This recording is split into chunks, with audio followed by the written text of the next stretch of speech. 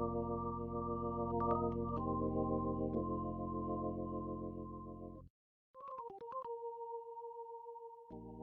right, what's going on, everybody, folks? Got a huge show here today. Very big, very powerful. Folks, I'm not joking you. Grab your favorite beverage, whatever you got. Grab your, some sort of snack, if you'd like. Kick up your feet. Make sure your socks have those suspender things on them or whatever, because they're probably going to blow right off your body. I mean, let's be honest here. Folks, and here's the other kicker. I've been, first of all, numero uno, Your Honor. I have been saying for like a year and a half now, maybe longer. I'm like, they're not losing Netflix, they're not losing their titles, and they're not broke. And there's big reasons behind all of this, all of which I will tell you. Not in this video, okay? But this is all research I have been doing behind the scenes, okay? And there's a lot of other things, okay? And it's a big spider web and blah, blah, blah. And I can go into a whole bunch of details. But anyways, today, I'm gonna actually show you and connect a bunch of dots for you about a certain thing. Because they are so evidently sloppy with stuff. This article, okay? I was gonna do something funny on this. And then I'm just like, you know what? I've had it. I've had it. You know, I've done a couple funny videos in a row. It's like, you know what? Let's get back to business. First of all, this talks about, her underwhelming... First of all, she's a prop. Okay, folks? She's a prop. She's not intelligent. She's not hired for any of this stuff. She doesn't have any skills. She doesn't have nothing, okay? She started dating Trevor in 2004. Okay, just do the math. She started dating Trevor in 2004, right? They get married in 2011, okay? Capiche? All of a sudden, in 2013, mysteriously, after something happens in 2012, that is, I'm leaving for another day. Something happens in 2012. Then 2013, they get a separation. 2013, they are split. 2014 rolls around. All of a sudden, she starts changing her ways, and she, does the One World Summit. And in 2 years, she's with Prince Harry. Okay? It doesn't happen this way, folks. It's too neat, it's too convenient, it's too perfect. It's because it is. This is in my opinion, everything's my opinion, everything's alleged. It's too connected, it's too perfect, it's too neat. All right? But it's meant to look like it's all, natural, and they keep reinforcing this. Listen, enough about that. Let me just show you, connect the dots for you here.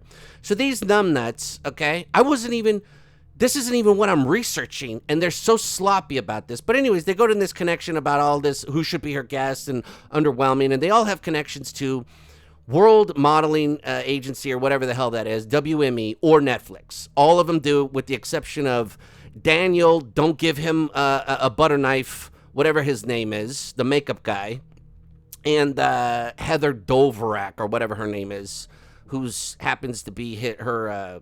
Pilates instructor or yoga person or whatever the deal is. I don't know. But then they get to Jose, right? No Way Jose.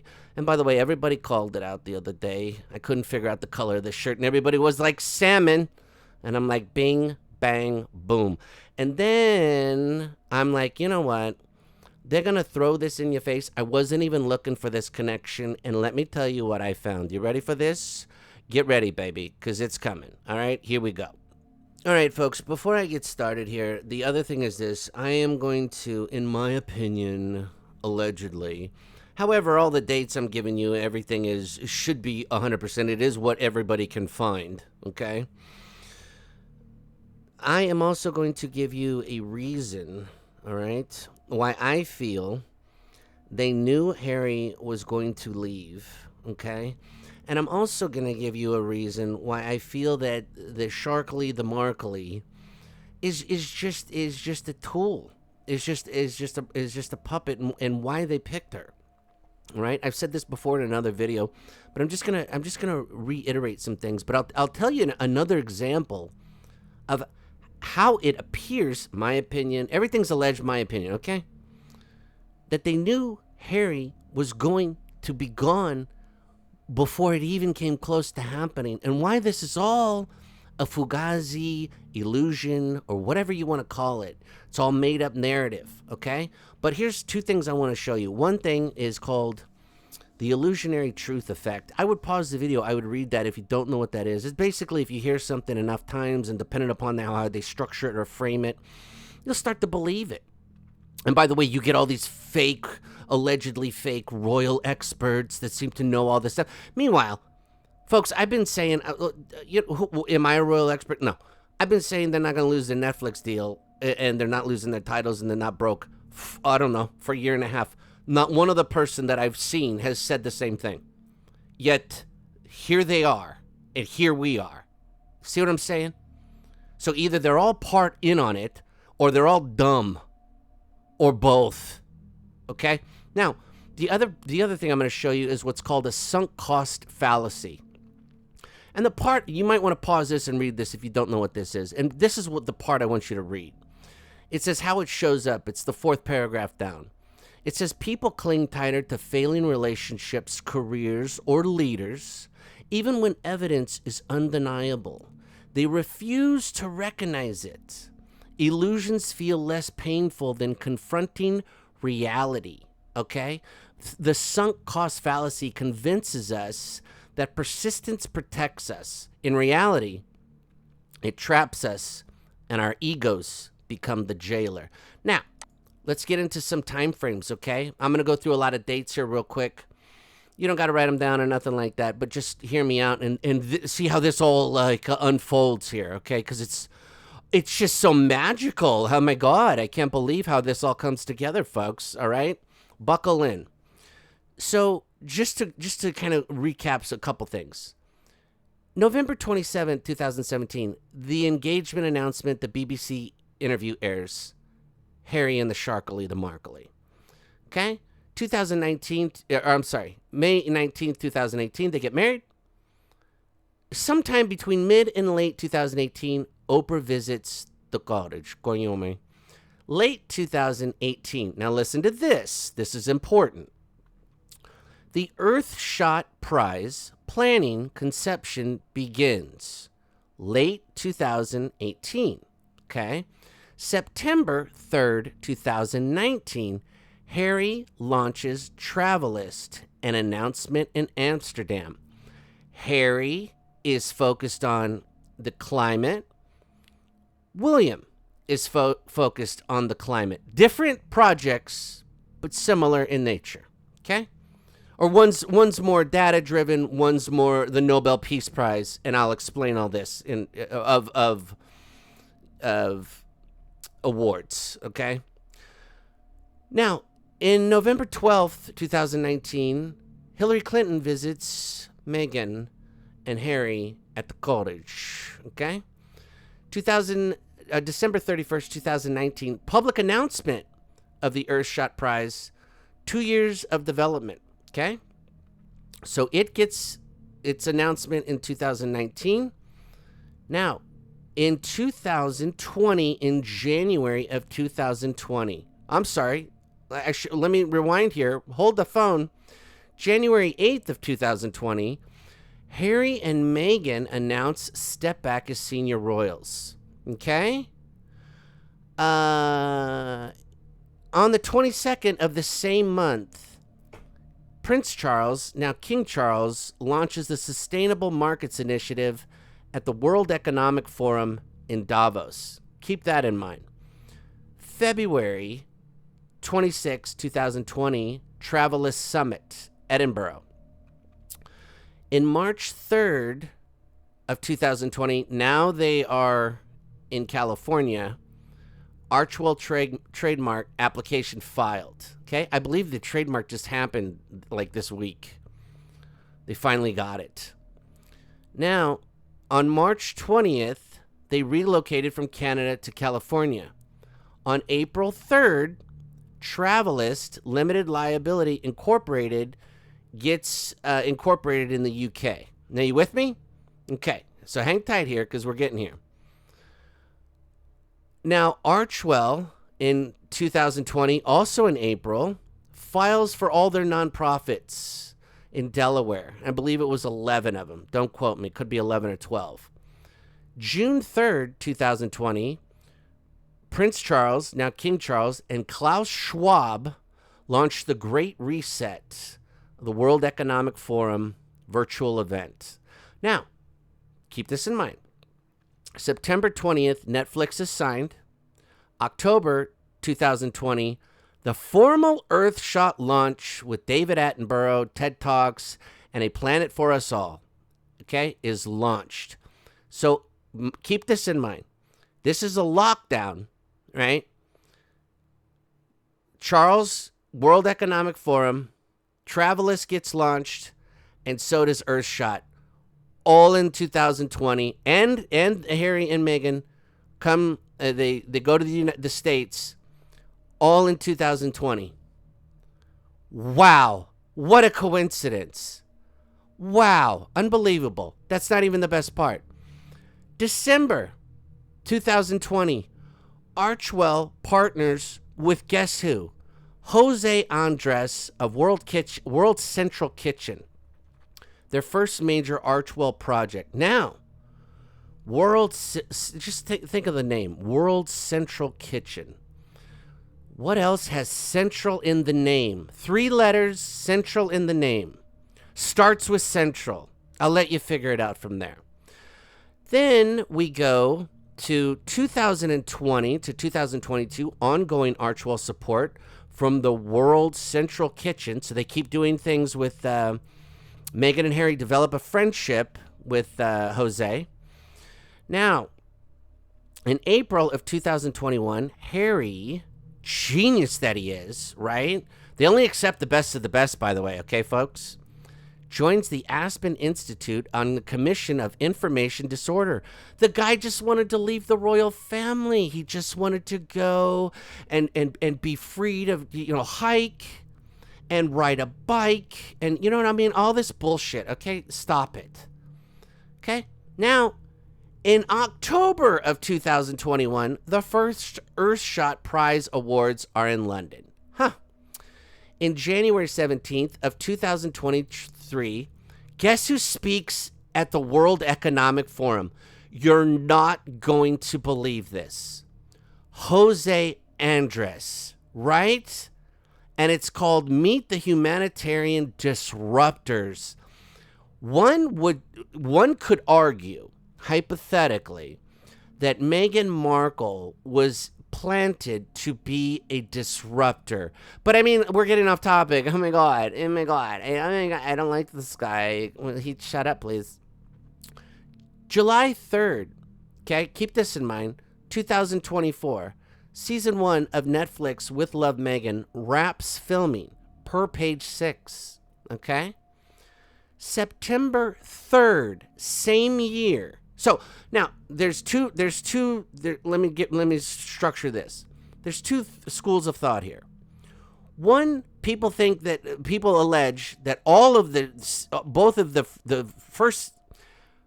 show was supposed to be one show. It was never supposed to be 2 seasons, but they split it into 2. Okay, Her Stupid Show with Love. So it is to be believed that all of it was wrapped and done filming by July of 2024.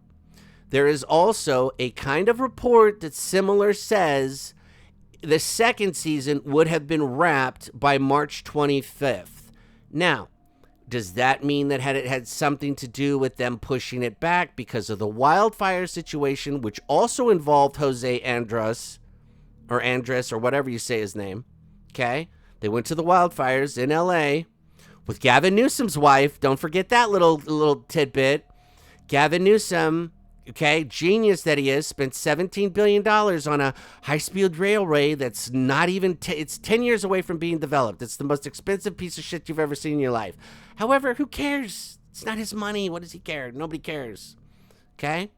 Now, the same guy that stops conversations in his own press conferences to talk about Harry and Meghan because they're just nobodies, okay? Keep that in mind. So it's all to believe that the JOSÉ Andrés part was already filmed and shot, okay? If not, it was finished by March. Regardless, in September of 2024, JOSÉ joins Earthshot Prize Council. Okay, now, all of this stuff in the news that there's a feud and all blah, blah, blah, blah, blah. If there was a feud, let me ask you this. Why would Prince William, to join his counsel on his Earthshot Award, which is supposed to be the Nobel Peace Prize for Earth Awards or whatever the deal is, why on earth, of all the chefs in the world, would he pick José Andrés? Now, let's do a hypothetical. The supposed feud between William and Harry, and by extension, Catherine and Meghan, is gold for tabloids and streaming content. But the reality is, they're probably on speaking terms through back channels. And sharing partners like Andrés shows that they're not cutting each other off from elite networks. The We Don't Talk storyline keeps the soap opera alive, but behind the curtain, they still, hypothetically, could be connected through NGOs, charities, and mutual allies. Okay? Now let me show you this. Now, why would Prince William pick José Andrés, the friend he even mentions in an interview with the Earthshot Awards that he is good friends with Meghan and Harry? In an interview at the Earthshot Awards, he mentions that.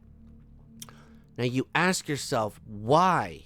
If William couldn't believe, he's going to strip their titles, oh boy, as soon as he gets in the, Meanwhile, nothing has happened. El Dico has happened to anything. They've not gotten, nothing has happened for any of their shenaniganery.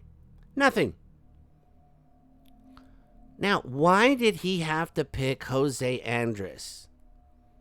Why? Of all the chefs, of all of the Michelin star chefs in the world, why? Well, let me tell you a little information that you might not know. Okay? In the last 10 years, no other chef has been propped up by the World Economic Forum like José Andrés. Okay? He's the only chef who has consistently been given the microphone at Davos. He has spoken multiple times at the World Economic Forum, 2014 on the Clean Cooking Initiative, 2023 at the Davos session have featured humanitarian disruptors showcasing World Central Kitchen, feeding Ukrainians. Hey, who went to Ukraine? Who went to Ukraine during a war? Which is totally normal, especially when you're worried about security. Probably doesn't have any, state-funded connections on that. Probably doesn't get some royal treatment that way. It just flies in, little economy. You know what I mean?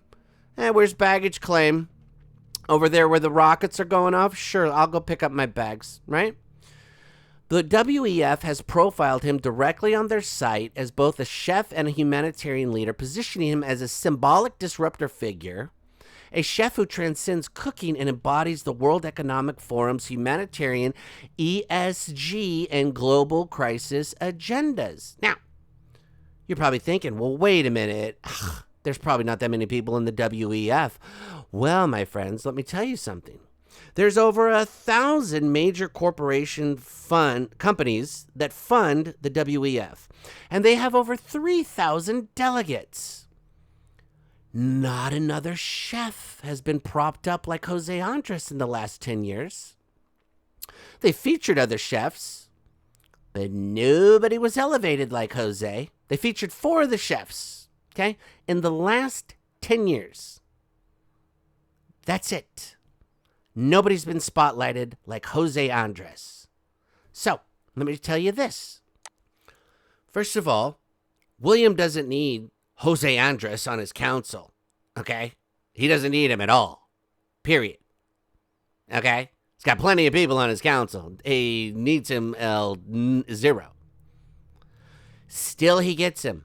Good friends of his arch nemesis and the worst woman in the world. But yet he still picks him after he's done wrapping shooting with Markle, knowing that after he picks him, she's going to be on he's going to be on her show, and somebody might connect the dots. Now, let me give you an example of why I believe that they knew Harry was going to be gonzo. Okay? Now let's look. Now, to remember, Earthshot, they started planning in 2018, and right behind that was 2019 Travelist. Let's look at the difference. There's a prestige gap between the two. Okay? Earthshot, from the start, it was backed by the Royal Foundation, co-created with Sir David Attenborough, and connected with heavyweight partners, UN, Nobel-level councils, international philanthropists. It was built to be William's signature global legacy project, on par with the Prince's Trust or Invictus even. Now, Travelist, Harry launched it with corporate partners, Booking.com, Expedia, Travel Advisor, etc., but without the same institutional heft. Its narrative was narrower: sustainable travel, data on carbon footprints. It lacked prompt and a royal mission aura that Earthshot was immediately given. Now let's think about this. Timing and strategic planning. William's project was developed in late 2018, long before Harry's exit. That suggests Earthshot was always intended as the royal family's flagship climate initiative. Travelist, conceived in 2019, was unveiled as the Sussexes were already negotiating their step back. They were already gone. In April, they were gone when it launched. Okay? I mean, okay? That meant it could never be packaged as a royal institution. Its association was Harry-driven, not crown-backed. Harry's role abroad. I can't even talk. In the U.S., Harry has positioned himself around misinformation, mental health, tech, ethics, and online safety, sometimes in a way that brush against American free speech traditions. His remarks that the First Amendment is bonkers didn't help. One interpretation is that Harry is the out-of-country envoy to experiment with soft power narratives, especially around big tech regulation, online censorship, and data collection. Travelist's data-centric model fits that mold, but because Harry wasn't going to be king, his ventures could be more experimental, less institutionalized, and more globalist, NGO-aligned, rather than UK monarchy branded. William as the staying power. William as heir needed to be globe-spanning, statesman-like project. Earthshot was explicitly branded as the Nobel Prize for the Environment. Permanent, royal, multi-decade in vision. Harry's project, by contrast, looks more like platforms tied to his personal activism, which can adapt, evolve, or even dissolve without hurting the monarchy's reputation. So, when you look at a side-by-side comparison, it sure as shit. Now, don't forget, this was conceived in 2019, being launched after Harry left in 2020 for Travelist. Boy, it's a little coincidental. Huh. Anyways, folks, I don't know. It's just a little, it's just, some food for thought. You know what I mean? By the way, this is just one that just stuck out at me and smacked me in my beak. That I just was like, I'm like, these people are just so obvious. Now, think about everything and let me know your thoughts. And I hope you're having a beautiful day. And don't forget, who loves you, baby? Who loves you, baby? You're beautiful. What? You think so? What?